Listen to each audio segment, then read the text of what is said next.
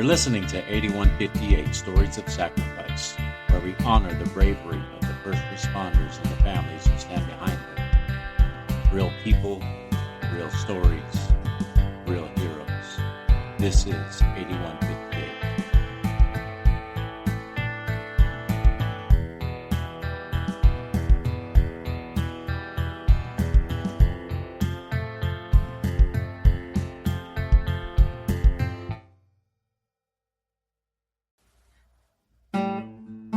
Some places carry a kind of invisible map, not of streets and freeways, but of loss. Sacramento County is one of those places. Between 2014 and 2019, 4 peace officers were killed in separate incidents there. Different days, different calls, different suspects, but the same shared ground. The same radios, the same community. Deputy Danny Oliver. Deputy Robert Bobby French, Deputy Mark Stasyuk, Officer Tara O'Sullivan. 4 names carved into the memory of Sacramento law enforcement. 4 stories that together tell us something about courage, danger, and the weight of the badge in one California county. This episode is not about the killers. It's about the people who showed up again and again until the day they couldn't go home.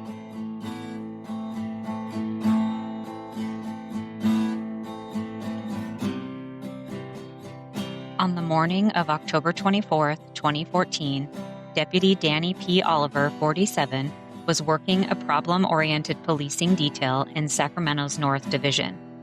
He was known as the kind of deputy who knew his neighborhoods, not just the addresses, but the people.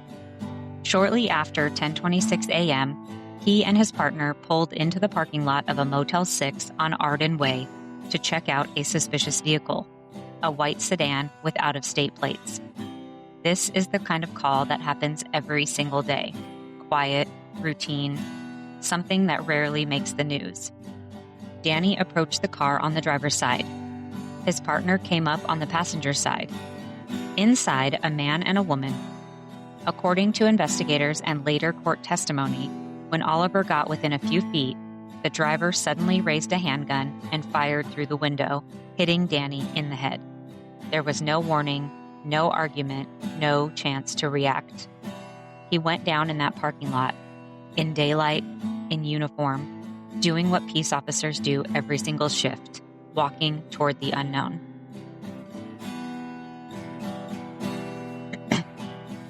The shooter and his wife fled, launching what would become a day-long crime spree across 2 counties.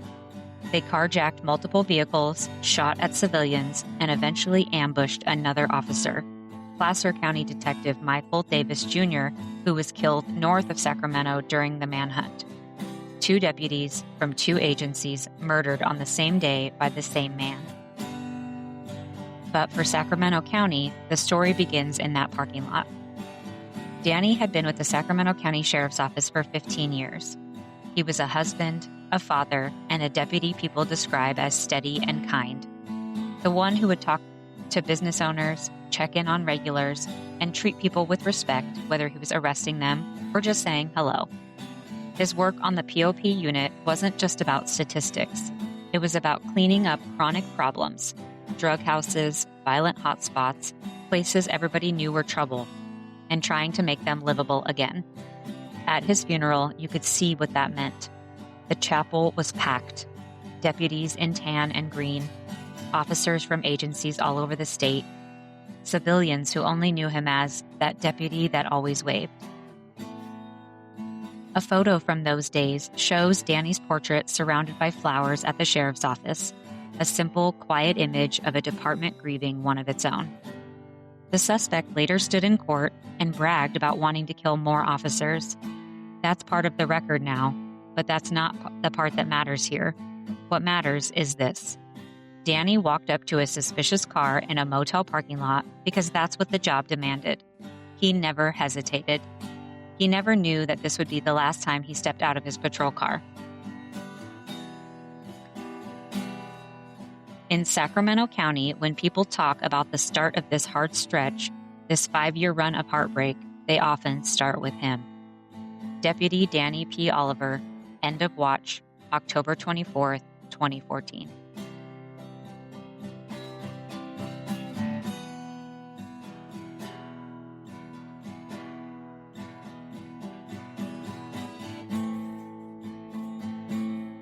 Three years later, Sacramento County would stand at attention again.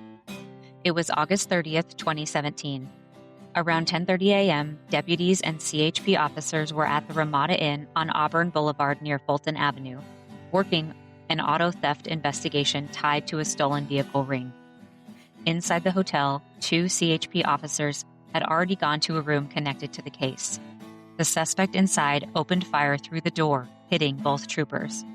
As backup swarmed the area, Deputy Robert Bobby French, 52, arrived outside as part of a containment and arrest effort. The shooter moved to a balcony and fired from an elevated position, hitting French as he took cover behind his vehicle. In the chaos of gunfire, shattered glass, and sirens, Bobby was mortally wounded. He died on the way to the hospital. The two CHP officers, who were also shot that day, survived. Bobby had been a deputy for 21 years. He was a North Division patrol deputy, the kind of cop who liked being out in the field more than sitting behind a desk. His kids later described him as a devoted street cop who loved country music and the Dallas Cowboys, a man with a big presence and a dry sense of humor. There's a detail his family shared that hits hard. He was killed exactly 10 years to the day that his parents died in a plane crash. On that anniversary, already heavy with grief, Bobby put his uniform on and went to work anyway. That's what you do when this job is a calling, not just a paycheck.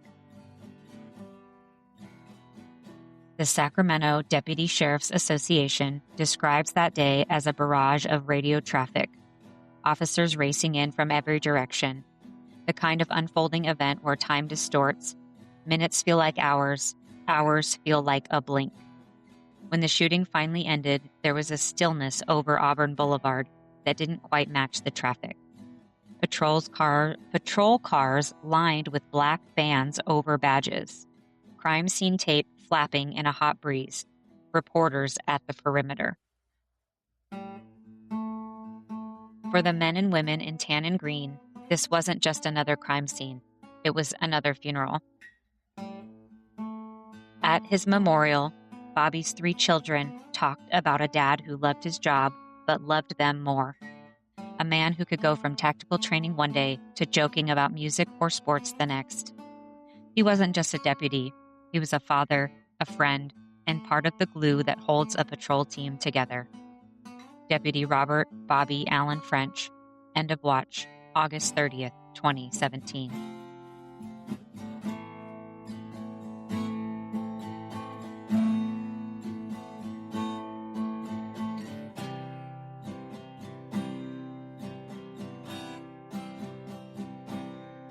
By September 2018, Sacramento County was still healing, and then another call came in.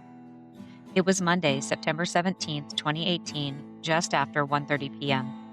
Deputy Mark B. Stasyuk, 27 years old, and his partner, Deputy Julie Robertson, were patrolling in the city of Rancho Cordova, a contract city policed by the Sacramento County Sheriff's Office. They were sent to a disturbance at a Pep Boys auto parts store near Folsom Boulevard and McGregor Drive. The initial information gave no indication the suspect was armed. This was supposed to be one of those handle the problem, calm things down type of calls. But as soon as they arrived, everything changed. According to the sheriff's office and later court records, the suspect immediately opened fire on the 2 deputies. They hadn't even had time to fully establish a contact cover position when bullets started flying. Both Mark and Julie returned fire while trying to move and communicate, but they were caught in an ambush they didn't know they were walking into. Deputy Stasyuk was hit in the upper body. He received emergency care on scene and was rushed to the hospital, but did not survive. Deputy Robertson was shot in the arm, but she continued to return fire even while wounded, her actions likely preventing more injuries or deaths. A bystander who was also wounded in the gunfire survived. Mark had been with the sheriff's office for about 4 years. He was the son of immigrants from Russia, fluent in Russian, and often used his language skills in the field to help bridge gaps and de-escalate situations with people who might otherwise struggle to communicate.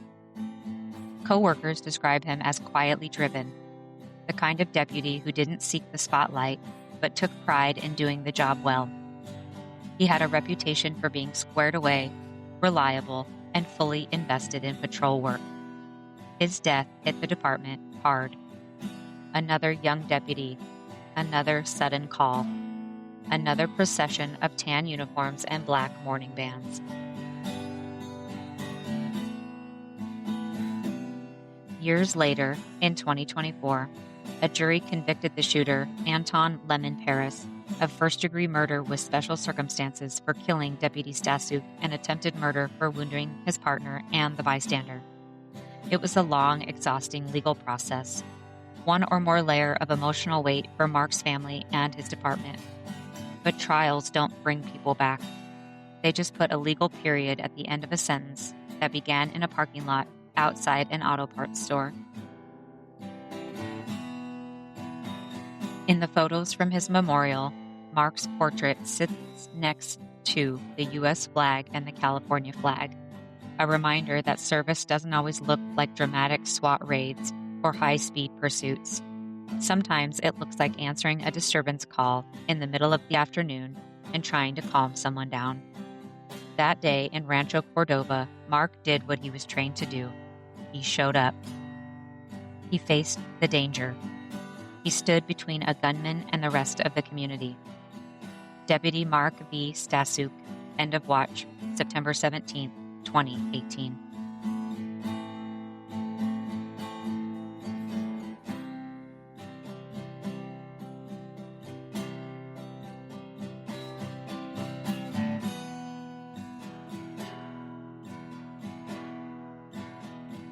In June 2019, Sacramento suffered a different kind of heartbreak, one that drew national attention. Officer Tara Christina O'Sullivan was 26 years old, just 6 months into the job as a full-time officer, still in her field training phase. On June 19, 2019, officers were dispatched to a domestic disturbance involving a man and a woman. They first contacted the woman at a residence on Esperanza Drive, then went to a home on Redwood Avenue in North Sacramento to stand by while she retrieved her belongings, something officers do all the time to keep the peace and prevent further violence. Around 6:10 p.m., the quiet shattered. As Tara and several other officers stood by near the house, the suspect, Adele Ramos, opened fire with a rifle. Tara was hit and seriously wounded. Her colleagues immediately tried to reach her, but Ramos continued firing, pinning them down behind cover and forcing them to hold their positions as rounds ripped through the neighborhood. The gunfire went on for a long time, an estimated 44 minutes before officers could get an armored vehicle close enough to pull Tara out of the line of fire and rush her to the hospital. Despite everything they did, she did not survive. Tara had dreamed of being a police officer. She interned with the Sacramento Police Department, attended the academy, and graduated in December 2018. Her family described her as driven, fearless, and kind, someone who believed in community, in standing up for people who were vulnerable, and in making things better from the inside. In an essay she wrote before joining the department, Tara talked about wanting to serve the city she grew up in and to be part of something bigger than herself. The days after her death were heavy in Sacramento. Vigils, blue ribbons, candles on porches, strangers lining the sidewalks as her procession moved through the city. Her story resonated far beyond California.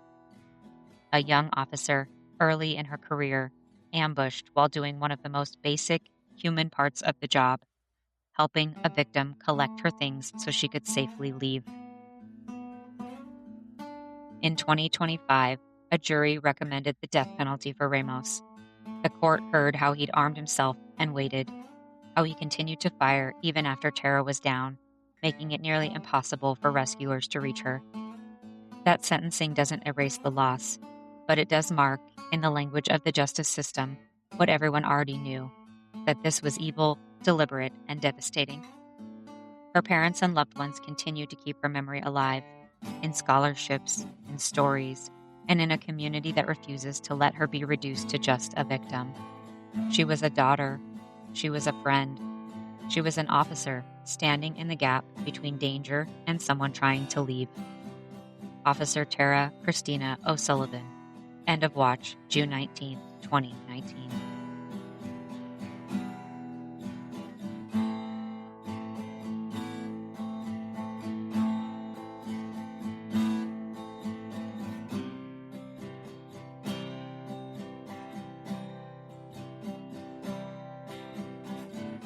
In the span of 5 years, Sacramento County lost Deputy Danny Oliver, ambushed in a motel parking lot. Deputy Robert Bobby French, killed near a Ramada Inn while backing up a team under fire. Deputy Mark Stasyuk, gunned down in a Pep Boys parking lot while answering a disturbance call. Officer Tara O'Sullivan, shot during a domestic standby, kept from rescue by sustained gunfire. 4 scenes, 4 dates, 4 lives. Same county, same radios, same community that had to stand on sidewalks again and again, watching motorcades pass and thinking, not again, please, not again. When we talk about line of duty deaths, it can be easy to flatten them into numbers, into headlines, into quick social posts. But these were people who laughed, argued about sports, loved their kids, annoyed their partners, sang along badly to songs in their cars. They had favorite snacks on long shifts. They had inside jokes in the briefing room. They had plans for next week that never came. The through line in all of these stories is simple and heavy. They all showed up. They responded to what looked like routine calls, suspicious car, probation search, disturbance at a business, domestic standby, and they walked into danger so others didn't have to. And Sacramento remembered. Memorial walls, scholarships, moments of silence at roll call. Officers driving past those same streets and thinking every single time, that's where Danny, that's where Bobby, that's where Mark, that's where Tara. If you're listening to this as a first responder or family of one, your service matters. Your sacrifice is seen. And even when the world moves on faster than it should, there are people who will keep saying these names out loud. Let's have a moment of silence for the 4 fallen officers.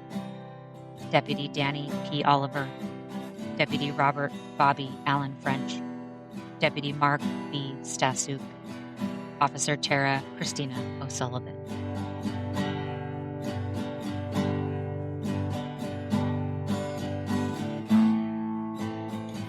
Four lives, 4 echoes, 1 county that will never be the same and never forget.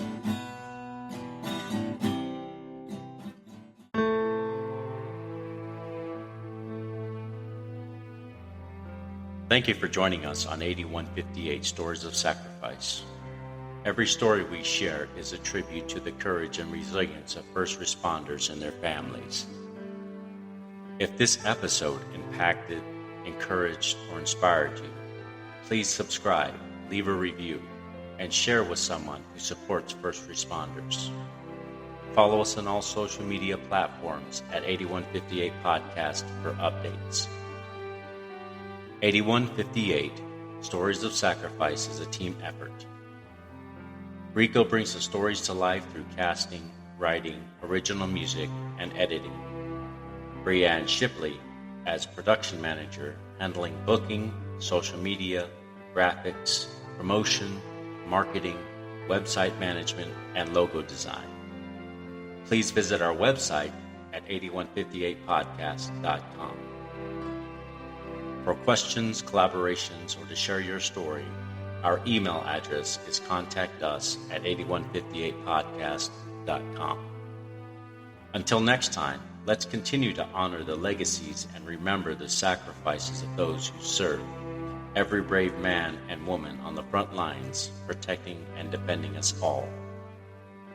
This is Rico, signing off and honoring 8158.